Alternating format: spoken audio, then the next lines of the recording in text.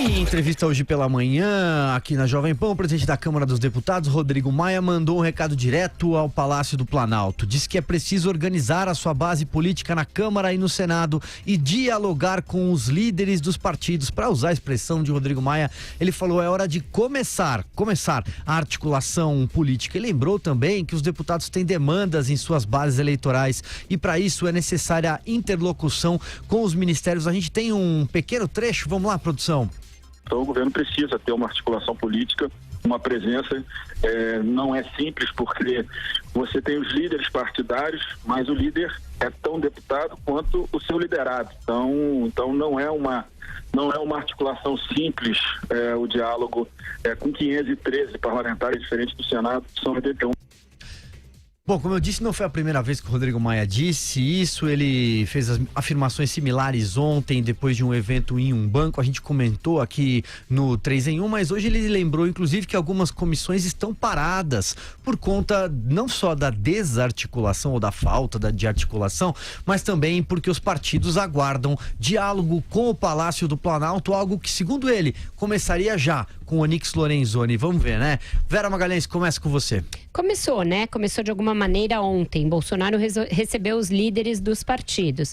Foi uma conversa ainda vista com desconfiança de lado a lado. Parece aquela conversa em que os dois lados são instados a falar, mas não tem muita confiança um no outro. Então, Bolsonaro falou pouco, ouviu muito. Os líderes se queixaram de algumas coisas, se queixaram do represamento de nomeações, sobretudo para cargos federais nos estados, aqueles cargos que são ali nas próprias bases dos deputados, se queixaram da escolha aí de vice-líderes sem consultar as cúpulas dos próprios partidos, fizeram ressalvas ao texto da reforma da Previdência, estranharam o fato da equipe econômica não fazer parte da reunião, porque deveria estar lá.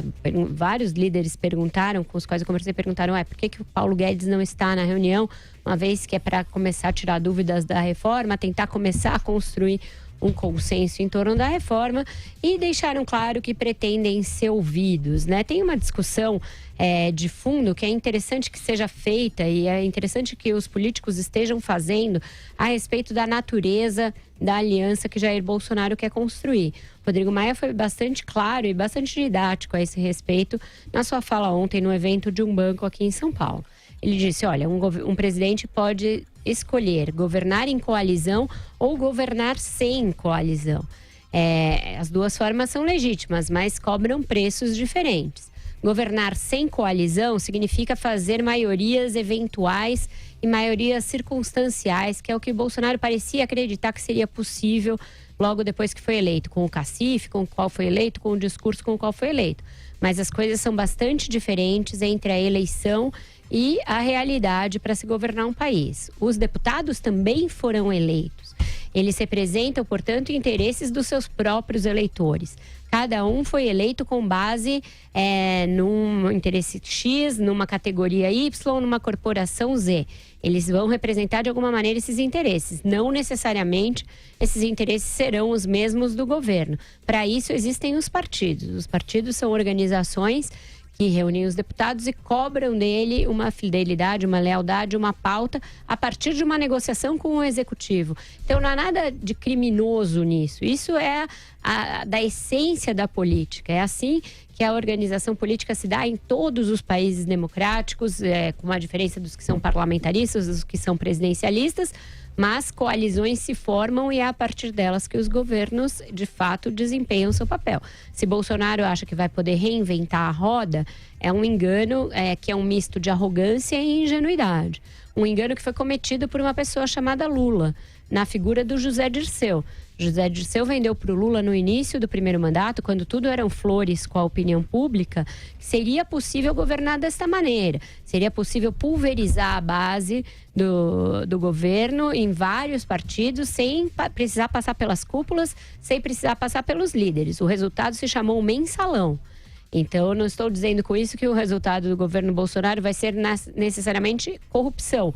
Mas, quando se tenta fazer arranjos esdrúxulos para coisas que deveriam seguir um rito mais ou menos institucionalizado, o resultado pode ser desastroso, pode ser, por exemplo, a derrota do governo, como já aconteceu no início do ano, voltará a acontecer se as coisas não forem organizadas.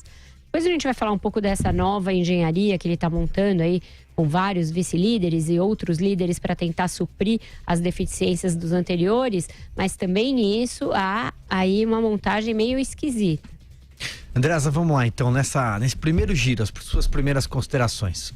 Tem uma consideração da parte do próprio governo, expressa hoje, aliás, pelo Onyx Lorenzoni, nesse mesmo evento do BTG Pactual em que o Rodrigo Maia esteve ontem, em que ele assumiu declaradamente, como eu disse, que o governo começou a operar politicamente ontem. Ele falou algo mais ou menos assim: estamos começando agora. Estamos começando agora no último dia, no penúltimo dia de fevereiro, com um governo que foi instalado em 1º de janeiro e com um congresso que é conhecido desde 8 de outubro. Nesse período aí de algo como 4 meses, não se fez articulação política. E para mim tem uma questão conceitual, eu já falei aqui, vou insistir nela. O Jair Bolsonaro foi eleito com um discurso de criminalização da atividade política. Sempre foi claro, e o seu histórico parlamentar mostra isso, que a atividade política nunca foi importante para ele. E para quem as coisas não são importantes, na prática, na hora de realizar, é dado menor importância. Daí se explica a escolha do Major Vitor Hugo para líder do governo na Câmara. Política não era importante. E durante o tempo do conto de fadas, compreendido entre a eleição e o início do período legislativo, muita gente acreditou que seria possível governar com popularidade como se fosse um imperador. O governo está atrasado e assume agora que esteve atrasado. Esse é um ponto importante. Vejam, o presidente não articulou politicamente até aqui. O governo não articulou politicamente até aqui. Quando você faz isso, ao precisar articular, tendo uma pauta concreta a ser tratada, o preço fica mais caro. Não é preço de corrupção, é o preço da negociação política. O governo levou ao Congresso, pelas mãos do próprio presidente, nos gestos que nós elogiamos aqui, o texto da reforma da Previdência. Fez isso sem que conhecesse minimamente a sua própria base.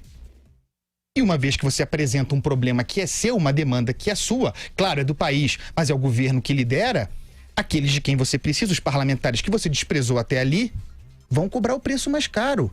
É preciso um esforço de decifração disto que o Rodrigo Maia está fazendo agora.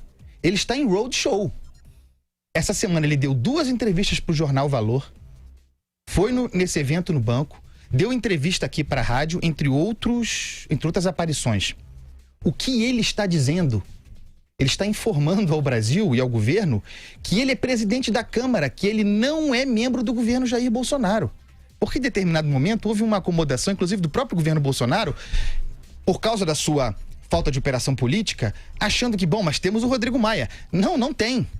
O Rodrigo Maia, circunstancialmente, é um aliado da reforma da Previdência em função da sua pauta pessoal, que circunstancialmente coincide com a do governo. Mas ele está essa semana inteira dizendo esse recado muito claramente. Eu sou o presidente da Câmara. Ele ontem elogiou no evento no banco, ele só fez elogios ao PT e ao PCdoB, no sentido de que são aliados que eu tenho no Congresso, eu transito com todo mundo. Qual o recado que ele está dando? Eu sou o presidente da Câmara. Eu tenho um grupo de interesses a gerir aqui. Eu não sou representante do governo. E qual foi a cobrança que ele fez, a outra linha desse conjunto de disposições? O presidente tem que entrar em campo. Quem lidera a pauta política no Brasil, no sistema presidencialista, é o presidente da República. Se o presidente, que já foi ao Congresso, lá permanecer, simbolicamente, para fazer operação política, para descriminalizar a política, para fazer, sim, oferta de cargos, porque é legítimo fazê-lo, para liberar as emendas contingenciadas dos parlamentares, aí temos alguma chance. Tem que matar no peito, inclusive em termos de comunicação. O recado é claro. Se fizer isso, eu, Rodrigo Maia, vou junto. Mas esperar que eu vá gastar o meu capital político para uma reforma proposta pelo governo, sem que o presidente, que tem um capital político muito maior que o meu, não faça, não vai acontecer.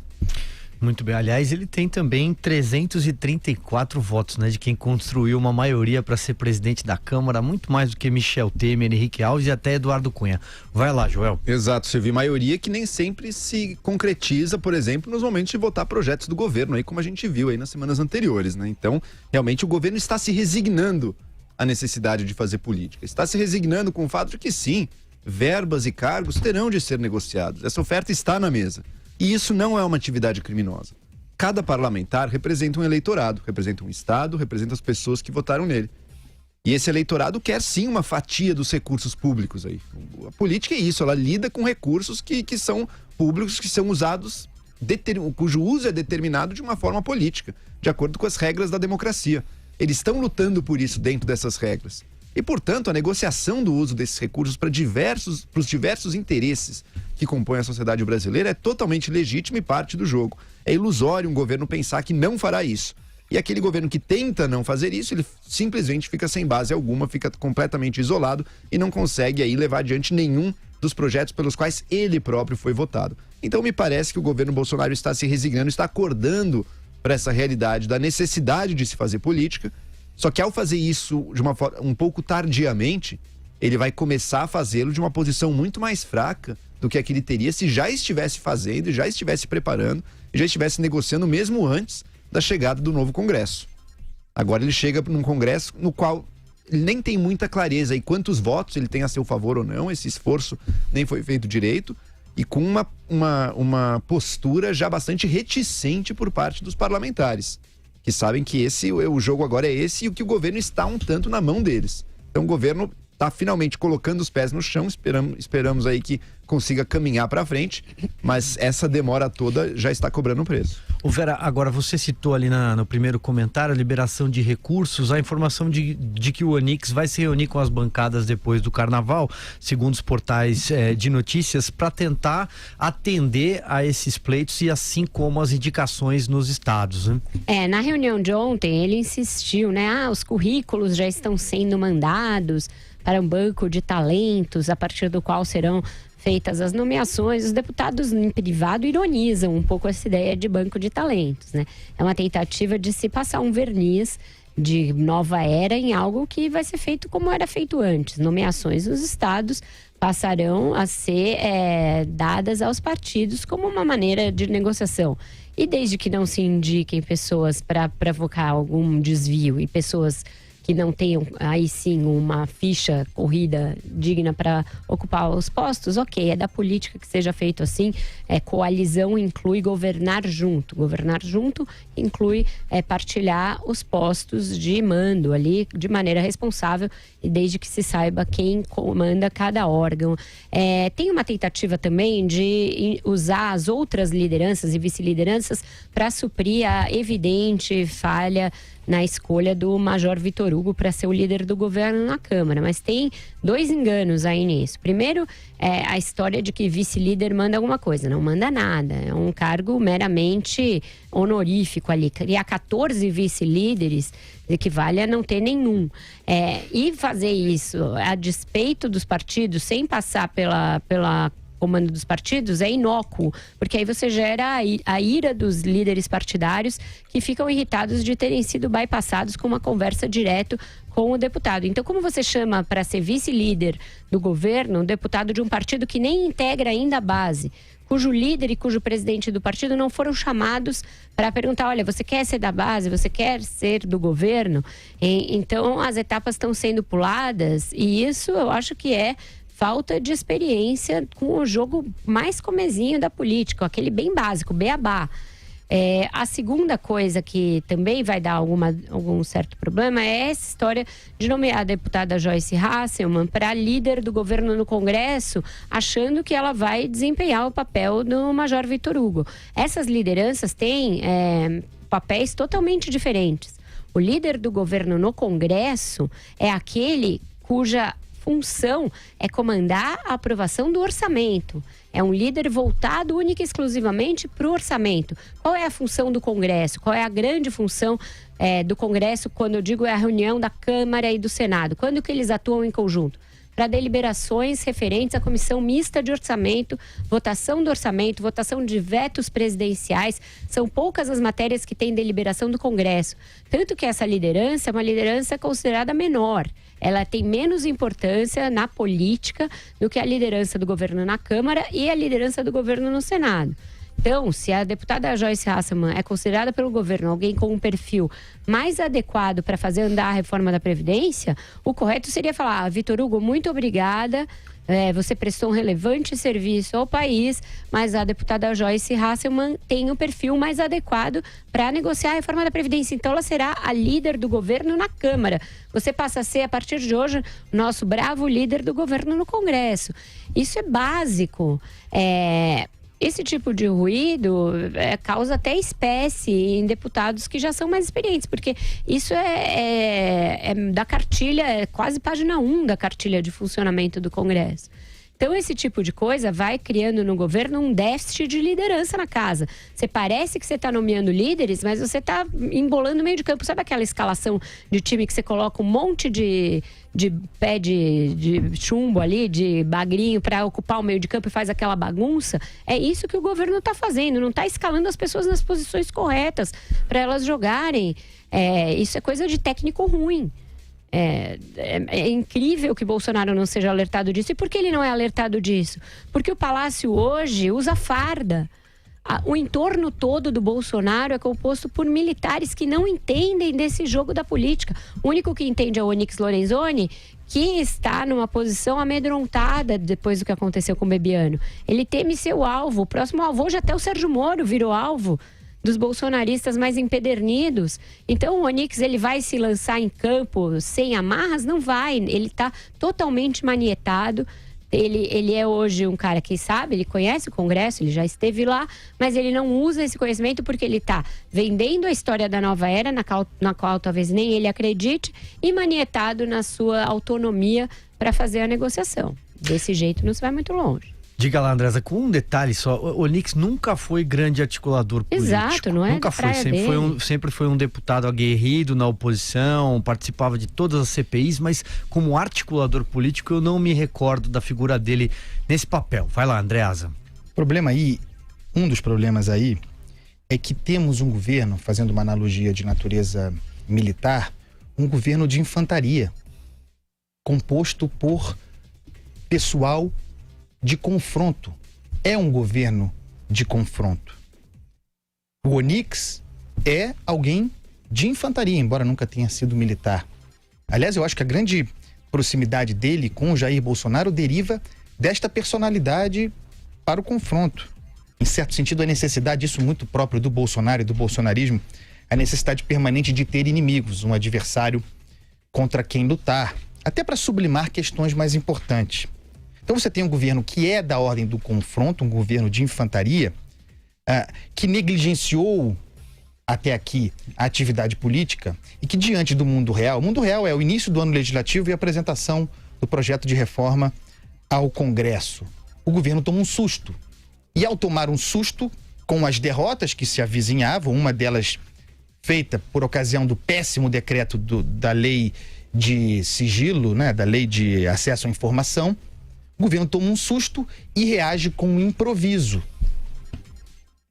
O início do governo em termos de política, que é o fim da nova política e da nova era, essas eras, essa nova política que nunca houve, acontece no susto. E aconteceu ontem, tendo como marco essa reunião de líderes em que se prometeu liberação de emendas contingenciadas para os deputados reeleitos, conversa com o Paulo Guedes para a criação de novas condições para recursos para os deputados entrantes, troca de cargos, tudo como sempre se fez, e é o toma lá da cá que foi criminalizado sem que devesse ser criminalizado, porque toma lá da cá não é parte da atividade política muito importante. Como se reage a esse clima? Primeiro, diante da constatação de que o Major Vitor Hugo não presta, coloca-se a Joyce Hasselmann, que também é de infantaria, numa posição que não tem a finalidade de articular reformas como a da Previdência, para tratorar, antes de tudo, o colega do partido, Major Vitor Hugo, para tomar o lugar dele.